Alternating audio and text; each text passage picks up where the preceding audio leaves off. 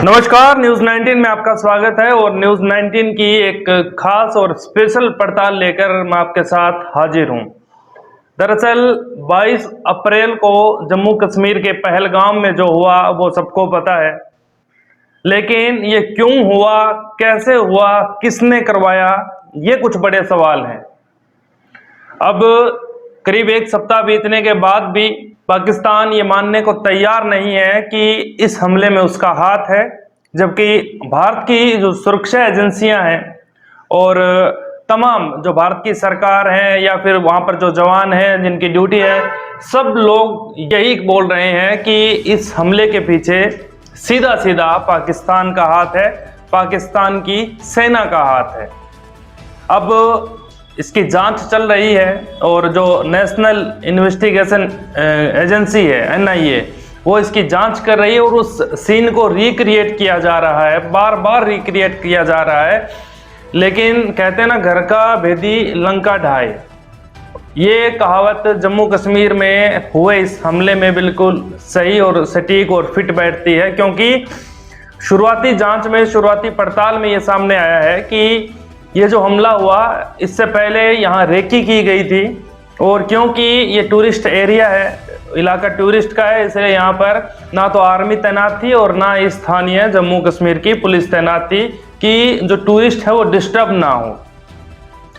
अब धीमे धीमे जो परतें उखड़ रही है, उसमें सबसे बड़ी बात यह है कि यहाँ पर कुछ स्थानीय दुकानदार थे जो इस हमले के बाद से गायब हैं, जो छोटे दुकानदार थे।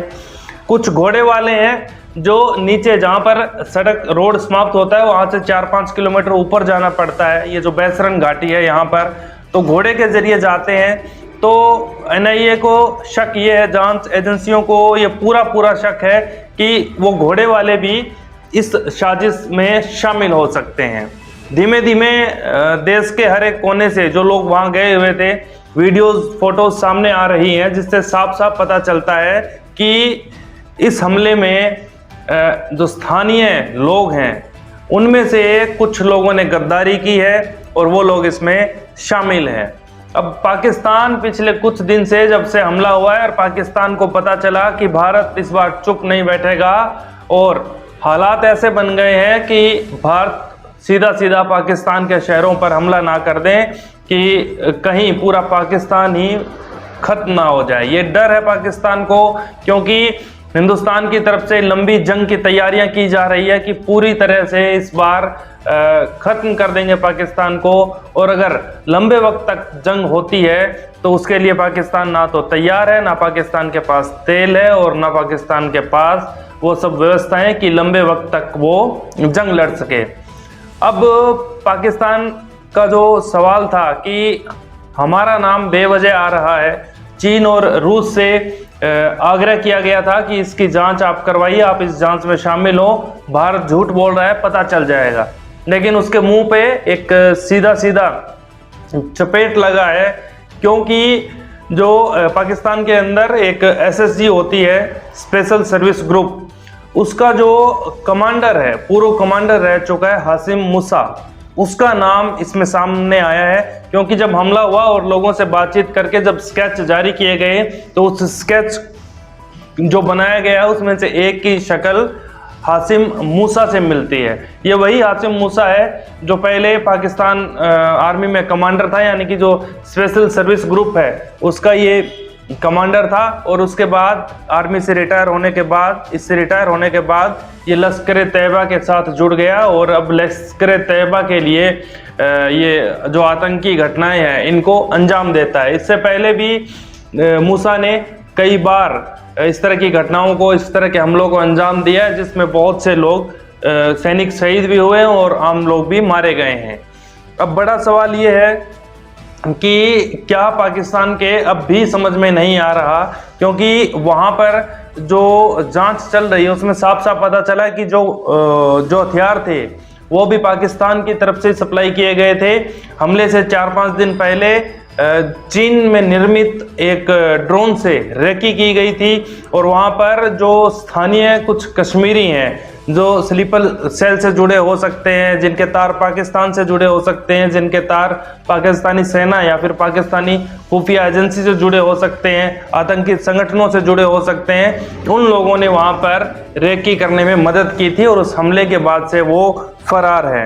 अब सबसे बड़ा सवाल ये है कि हिंदुस्तान की सेना अब क्या करेगी। दरअसल जब हमला हुआ उसी दिन शाम के बाद हिंदुस्तान यानी कि भारत की सरकार ने, मोदी सरकार ने बड़ा ही सख्त कदम उठाया और उसी दिन ये निर्णय लिया गया कि पाकिस्तान जाने वाला जो पानी है वो हम बंद करेंगे। तो पहले उस पानी को रोका गया, लेकिन क्योंकि अभी हाल फिलहाल हिंदुस्तान के पास उस पानी को स्टॉक करने के लिए बड़े बांध नहीं है, इसलिए फिर उस पानी को इकट्ठा करके उसको एकदम ऐसा छोड़ा गया कि वो 15 से 20 फीट ज़्यादा ऊंचाई पर गया और जिससे पाकिस्तान के कई इलाकों में बाढ़ जैसी स्थिति उत्पन्न हो गई। यानी कि दोनों तरीके से हिंदुस्तान अच्छे तरीके से काम कर रहा है कि पहले पानी की प्यास से मारेंगे और उसके बाद डुबो कर मारेंगे। ये जब से हमला हुआ है उसके बाद से पाकिस्तान को डर है, वहां पर बॉर्डर के उस पार भी जो मूवमेंट है पाकिस्तानी सेना की वो तेज हो गई है और बॉर्डर के इस तरफ तो है ही हिंदुस्तान की जो तीनों आर्मी है, चाहे वो नेवी हो, चाहे एयरफोर्स हो, चाहे वो थल सेना हो, सब एक्टिव है और मोर्चे संभाल लिए गए हैं। जो एयरफोर्स हैं उसके तमाम हमारे जो लड़ाकू विमान हैं वो बॉर्डर पर अलग अलग खुफिया जगहों पर तैनात कर दिए गए हैं कि किसी भी वक्त अगर जरूरत पड़े तो चंद सेकंड के अंदर पाकिस्तान को मुंह तोड़ जवाब दिया जा सके। INS विक्रांत की तैनाती कर दी गई है और एक अकेला INS विक्रांत पूरे पाकिस्तान को तबाह करने में सक्षम है। इतनी उसके अंदर तकनीक ज़बरदस्त भरी हुई है जिससे सिर्फ अगर एक अकेले INS विक्रांत से हमला किया जाए या फिर पाकिस्तान की तरफ से कोई हमला होता है तो उसको रोकने में भी संभव है, सक्षम है और पाकिस्तान को तबाह करने में भी सक्षम है। अब जम्मू में लगातार ऑपरेशन चल रहे हैं क्योंकि देश की सेना ने और देश की सरकार ने यह आह्वान किया है कि एग्जैक्ट पॉइंट मीडिया के अंदर नहीं बताए जाएं, खबरें लीक ना हो, इसलिए ये हम आपको बता रहे हैं कि बहुत बड़े स्तर पर जम्मू कश्मीर के जंगलों में आतंकियों के खिलाफ ऑपरेशन चल रहा है। आतंकियों की जो लोकेशन है उसको ट्रेस किया गया, उनकी मूवमेंट को ट्रेस किया गया सैटेलाइट की मदद से और उसके बाद उनकी घेराबंदी कर ली गई है। 10 से ज़्यादा उन आतंकियों के घर उड़ाए गए हैं जिन पर NIA को शक था और भारतीय सेना को शक था कि ये इस हमले से इनके तार जुड़े हो सकते हैं। उनके घरों को ध्वस्त कर दिया गया भारतीय सेना की तरफ से। अब सेना की पूरी तैयारी है और हमारे जो रिटायर्ड, चाहे वो कर्नल हो, मेजर हो, जितने भी रिटायर्ड बड़े अधिकारी हैं सेना से, उन सबकी एक ही मांग है कि इससे बड़ा मौका नहीं हो सकता है, चाहे किसी भी तरीके से, चाहे अगर हम आमने सामने की जंग करें और चाहे हम दूसरे देशों का साथ लेके पाकिस्तान को नक्शे से बिल्कुल काट दें। हर तरफ से भारत के लिए सबसे अच्छा अवसर है कि क्योंकि बलूचिस्तान में भी लगातार बलूचिस्तान में पाकिस्तान की सेना है, उसको कड़ी चुनौती मिल रही है। जो बलोच के जो लड़ाके हैं उनकी तरफ से लगातार फायरिंग की जा रही है और घुसपैठ की लगातार कोशिशें की जा रही है। और इधर से अगर, क्योंकि सबसे बड़ी सीमा राजस्थान गुजरात के साथ जो लगती है, यहाँ से भी पाकिस्तान को अच्छी खासी टक्कर जो भारतीय आर्मी है वो दे सकती है। उनको बहुत ज़्यादा दिक्कत आ सकती है क्योंकि कई मोर्चे से पाकिस्तान को चारों तरफ से ऐसी मोर्चाबंदी हो रखी है कि पाकिस्तान को अब डर सताने लगा है कि कहीं ऐसा ना हो कि भारत बड़ा हमला कर दे तो हम किस से लड़ेंगे। इसके लिए गिदड़ भभकी दी जा रही है पाकिस्तान की तरफ से एटम बम की कि हम परमाणु हमला करेंगे, लेकिन शायद खैर पाकिस्तान को ये नहीं पता है कि भारत के पास ऐसे एंटी मिसाइल सिस्टम है कि अगर वो कोई भी किसी भी तरह का हमला करते हैं तो भारत उसमें सक्षम है कि उसको दूर हवा या पानी के अंदर मार गिराएगा, आम जनता पर उसका कोई असर नहीं होगा। लेकिन अगर परमाणु हमला पाकिस्तान करता है तो भारत के पास ऐसी काबिलियत है, ऐसा सिस्टम है कि चंद सेकंड में, यानी कि कुल 5 से 10 मिनट के अंदर धड़ाधड़ फायरिंग करके, यानी कि भारत के पास जो परमाणु शक्ति है, जो परमाणु हथियार है, उसके हिसाब से पाकिस्तान को महज 10, 15, 20 मिनट के अंदर पूरा खत्म इंडियन आर्मी कर सकती है। ये डर भी पाकिस्तान को सता रहा है। आपको क्या लगता है कि इस हमले में किसका हाथ है? क्या देश के भीतर से भी लोग इसके साथ जुड़े हुए हैं? क्योंकि बहुत सी ऐसी तस्वीरें आती हैं जिन्हें देख के दुख दर्द होता है और गुस्सा भी आता है। क्योंकि असम से एक विधायक ने भी कुछ ऐसा बोला कि उनको गिरफ्तार किया गया, यानी कि वो एक विशेष समुदाय से थे। उन्होंने भारतीय सेना इस हमले के खिलाफ बोला कि पहले भी पुलवामा में जो हुआ और जो ये पहलगाम में हुआ, ये सरकार की सोची समझी साजिश है।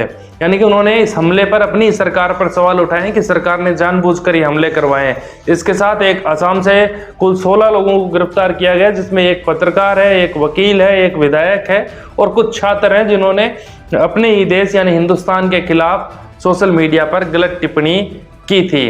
कुछ दूसरे राज्यों से भी गिरफ्तारी हुई है, जिसमें यूपी से, मध्य प्रदेश से। लेकिन सबसे बड़ी और हैरान करने वाली बात यह है कि जिन जिन लोगों ने ये टिप्पणी की है वो सिर्फ एक विशेष समुदाय से आते हैं और उस समुदाय से आते हैं जिस पर ये आरोप लगे हैं, जिन्होंने सिर्फ हिंदू धर्म पूछ कर पहलगाम में हमला किया था।